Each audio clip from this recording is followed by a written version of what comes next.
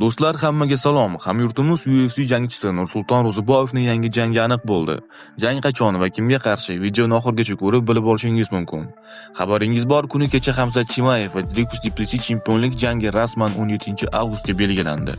Endi esa aynan shu kartga Nursulton Ro'ziboyev ham qo'shildi. Uning raqibi Mahmud Murodovning pragalik do'sti UFC jangchisi Mixail Aleksichuk. U hozirda UFCda so'nib borayotgan jangchilar ro'yxatiga kiradi. Uning jang qilish uslubi asosan stoykada. U Shara Bullet bilan jang qilgan, ammo hakamlar qarori bilan mag'lub bo'lgan. Caio Baralho va Kevin Hollandga esa submission orqali yutqizgan. Oxirgi jangida Nursultonni oldingi raqibi Cedric Dumusni nokaut qildi. Mani fikrim, Nursultonga top reytingdagi yoki mashhur jangchilar bilan jang berish kerak edi.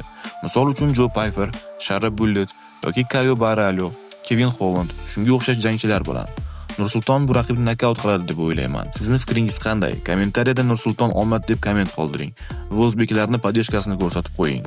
Keyingi video nima haqida bo'lsin? Eng so'nggi MMA yangiliklarini, to'liq janglarni ko'rish uchun bizga obuna bo'ling. Yakshanba kuni Merab Dvalishvili va Shon O'Melining revansh jangi bo'ladi. Bizga obuna bo'ling, videoga like bosing va jonli efir tekinga UFC turnirlarini tomosha qiling. Sizdan hech narsa ketmaydi. Bu men uchun katta motivatsiya. Bizga obuna bo'ling, videoga like bosing. Keyingi videolarda ko'rishguncha